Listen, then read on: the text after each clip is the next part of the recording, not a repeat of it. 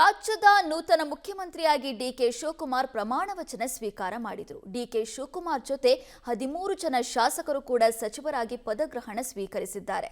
ಹಾಗಾದ್ರೆ ಯಾರಿಗೆ ಯಾವ ಖಾತೆ ಸಿಗಲಿದೆ? ಪ್ರಬಲ ಖಾತೆ ಯಾರ ತೆಕ್ಕೆಗೆ ಹೋಗಲಿದೆ? ಈಗ ಇದು ಎಲ್ಲರನ್ನ ಕಾಡ್ತಾ ಇರುವಂತ ಕುತೂಹಲ. ಇನ್ನು ಮೊದಲ ದಿನ ಮುಖ್ಯಮಂತ್ರಿ ಡಿಕೆ ಶಿವಕುಮಾರ್ ಅವರು ಸಚಿವ ಸಂಪುಟ ಸಭೆಯನ್ನು ನಡೆಸಿ ಮೊದಲ ದಿನವೇ ಕೆಲವೊಂದು ಮಹತ್ವದ ಘೋಷಣೆಗಳನ್ನು ಮಾಡಿದ್ದಾರೆ. ಅದೇನು ಅನ್ನೋದಕ್ಕೆ ಇಲ್ಲಿದೆ ಒಂದು ರಿಪೋರ್ಟ್. ಸಿಎಂ ಆಗಿ ಡಿಕೆ ಶಿವಕುಮಾರ್ ರಾಜ್ಯಭಾರ. ಡಿಕೆ ಕ್ಯಾಬಿನೆಟ್ ಸಚಿವರಿಗೆ ಯಾವ್ಯಾವ ಖಾತೆ? ಅಳೆದು ತೂಗಿ ಖಾತೆ ಹಂಚಿಕೆಯಾಗುತ್ತಾ? ರಾಜ್ಯದ ಮುಖ್ಯಮಂತ್ರಿಯಾಗಿ ಡಿಕೆ ಶಿವಕುಮಾರ್ ಪ್ರಮಾಣ ವಚನ ಸ್ವೀಕರಿಸಿದ್ದಾರೆ. ಈಗಾಗಲೇ ವರ್ಕ್ ಕೂಡ ಸ್ಟಾರ್ಟ್ ಮಾಡಿದ್ದಾರೆ. ಡಿಕೆಶಿ ಜೊತೆ 13 ಶಾಸಕರು ಕೂಡ ಸಚಿವರಾಗಿ ಪದಗ್ರಹಣ ಮಾಡಿದ್ರು. ಇದೀಗ ನೂತನ ಸಚಿವರಿಗೆ ಯಾವ್ಯಾವ ಖಾತೆ ಸಿಗಲಿದೆ? ಜಲಸಂಪನ್ಮೂಲ, ನೀರಾವರಿ, ನಗರಾಭಿವೃದ್ಧಿ, ಗೃಹ ಇಲಾಖೆ, ಕಂದಾಯ ಸೇರಿದಂತೆ ಪ್ರಬಲ ಖಾತೆಗಳು ಯಾರ ತೆಕ್ಕೆಗೆ ಸೇರಲಿದೆ ಎಂಬುದೇ ಕುತೂಹಲವಾಗಿದೆ. ಅಳೆದು ತೂಗಿ ಇವತ್ತೇ ನೂತನ ಸಚಿವರಿಗೆ ಖಾತೆ ಭಾಗ್ಯ ಒಲಿಯುವ ಸಾಧ್ಯತೆ ದಟ್ಟವಾಗಿದೆ. ಕಂದಾಯ ಸಚಿವರ್ಯಾರು? ಗೃಹ ಇಲಾಖೆ ಯಾರ ತೆಕ್ಕೆಗೆ? ಪಬ್ಲಿಕ್ ಟಿವಿಯಲ್ಲಿ ಸಂಭಾವ್ಯ ಖಾತೆಗಳ ಎಕ್ಸ್ಕ್ಲೂಸಿವ್ ಪಟ್ಟಿ. ಮುಖ್ಯಮಂತ್ರಿ ಡಿಕೆಶಿ ಸಂಪುಟಕ್ಕೆ 13 ಸಚಿವರು ಸೇರಿದ್ದಾಗಿದೆ. ಮೇಲ್ಮನೆ ಸದಸ್ಯ ಯತೀಂದ್ರ ಸಿದ್ದರಾಮಯ್ಯ, ಸ್ಪೀಕರ್ ಆಗಿದ್ದ ಯುಟಿ ಖಾದರ್ ಸಂಪುಟ ಪ್ರವೇಶಿಸಿದ್ದನ್ನ ಹೊರತುಪಡಿಸಿದ್ರೆ ಉಳಿದವರೆಲ್ಲರೂ ಕೂಡ ಹಳೆಬರೆ. ಇನ್ನು ಡಿಸಿಎಂ ಪರಮೇಶ್ವರ್ ಸೇರಿ 13 ಸಚಿವರಿಗೆ ಯಾವ ಖಾತೆ ಹಂಚಿಕೆ ಆಗ್ಬಹುದು ಅನ್ನುವ ಸಾಧ್ಯತೆಯನ್ನ ನೋಡೋದಾದ್ರೆ, ನೂತನ ಸಚಿವರ ಸಂಭಾವ್ಯ ಖಾತೆ: ಡಾಕ್ಟರ್ ಜಿ ಪರಮೇಶ್ವರ್ ಕಂದಾಯ, ಕೆಎಚ್ ಮುನಿಯಪ್ಪ ಆಹಾರ, ಕೆಜೆ ಜಾರ್ಜ್ ಇಂಧನ ಮತ್ತು ಪ್ರವಾಸೋದ್ಯಮ, ಎಂಬಿ ಪಾಟೀಲ್ ಕೈಗಾರಿಕೆ, ರಾಮಲಿಂಗಾರೆಡ್ಡಿ ಜಲಸಂಪನ್ಮೂಲ, ಸತೀಶ್ ಜಾರಕಿಹೊಳಿ ಲೋಕೋಪಯೋಗಿ, ಕೃಷ್ಣ ಭೈರೇಗೌಡ ಬೆಂಗಳೂರು ಅಭಿವೃದ್ಧಿ, ಪ್ರಿಯಾಂಕ್ ಖರ್ಗೆ ಗೃಹ, ಯುಟಿ ಖಾದರ್ ಆರೋಗ್ಯ, ಈಶ್ವರ್ ಖಂಡ್ರೆ ಗ್ರಾಮೀಣಾಭಿವೃದ್ಧಿ, ಯತೀಂದ್ರ ನಗರಾಭಿವೃದ್ಧಿ, ಬೈರತಿ ಸುರೇಶ್ ಸಾರಿಗೆ, ಶರಣಪ್ರಕಾಶ್ ಪಾಟೀಲ್ ವೈದ್ಯಕೀಯ ಶಿಕ್ಷಣ ಖಾತೆ ಹಂಚಿಕೆ ಮಾಡುವ ಸಾಧ್ಯತೆ ಇದೆ. ಮಂತ್ರಿಯಾಗಿದ್ದು ಒಂದು ಕಡೆ ಸಂತೋಷ ಇದೆ, ಆದರೆ ತಂದೆಯವರು 5 ವರ್ಷಗಳ ತಮ್ಮ ಅಧಿಕಾರಾವಧಿಯನ್ನು ಪೂರ್ಣಗೊಳಿಸಿಲ್ಲ ಅನ್ನೋ ಒಂದು ಬೇಸರ ಕೂಡ ಇದೆ.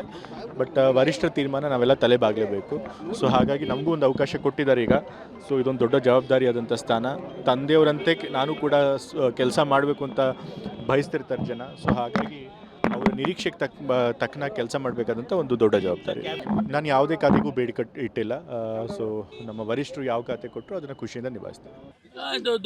ದೊಡ್ಡ ಜವಾಬ್ದಾರಿ. ರಾಜ್ಯದ ಜನತೆಗೆ ಸೇವೆ ಮಾಡೋದಕ್ಕೆ ಇನ್ನೊಂದು ಅವಕಾಶ ಇದೆ. ಹಾಗಾಗಿ ಸಂತೋಷ ಆಗಿದೆ. ನಮ್ಗೆ ಯಾವ ಖಾತೆ ಅಂತ ಗೊತ್ತಿಲ್ಲ.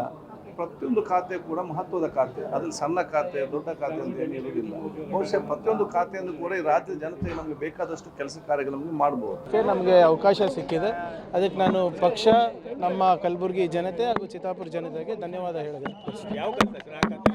ಎಲ್ಲ ಮಾನ್ಯ ಮುಖ್ಯಮಂತ್ರಿಗಳು ಕಮ್ಯುನಿಕೇಟ್ ಮಾಡ್ತಾರೆ. ಮುಖ್ಯಮಂತ್ರಿ ಆಗ್ತಾ ಇದ್ದಂತೆ ರಾಜ್ಯದ ಜನತೆಗೆ ಗಿಫ್ಟ್. ಮೊದಲ ಸಂಪುಟ ಸಭೆಯಲ್ಲೇ ಡಿಕೆಶಿ 6 ಘೋಷಣೆ. ಮುಖ್ಯಮಂತ್ರಿಯಾಗಿ ಅಧಿಕಾರ ಸ್ವೀಕರಿಸಿದ ಮೊದಲ ಸಂಪುಟ ಸಭೆಯಲ್ಲೇ ಡಿಕೆ ಶಿವಕುಮಾರ್ 6 ಘೋಷಣೆಗಳನ್ನ ಮಾಡಿದ್ದಾರೆ.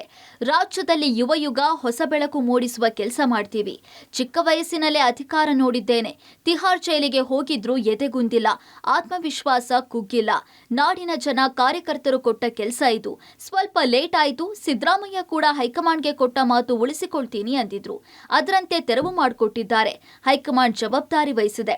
ಏನೇ ನಿರ್ಧಾರ ಇದ್ರೂ ಒಗ್ಗಟ್ಟಾಗಿ ತೆಗೆದುಕೊಳ್ತೇವೆ ಎಂದ್ರು. ರಾಜ್ಯದ ಜನತೆಗೆ ಕೆಲವೊಂದು ಸಿಹಿ ಸುದ್ದಿ ಕೊಟ್ಟಿದ್ದಾರೆ.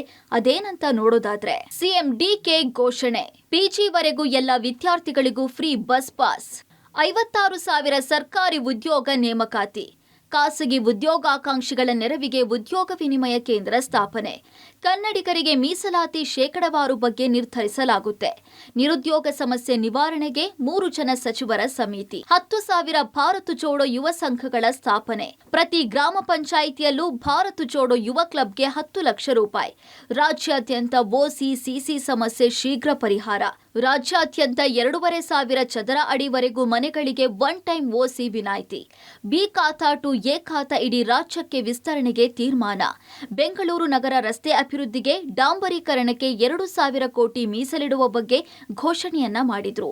ಇವತ್ತು ಬಹಳ ಇಂಪಾರ್ಟೆಂಟ್ ಏನು ನಾವು ತೀರ್ಮಾನ ಮಾಡಿದ್ದೇವೆ ಅಂತಂದ್ರೆ, ಎಲ್ಲ ವಿದ್ಯಾರ್ಥಿಗಳು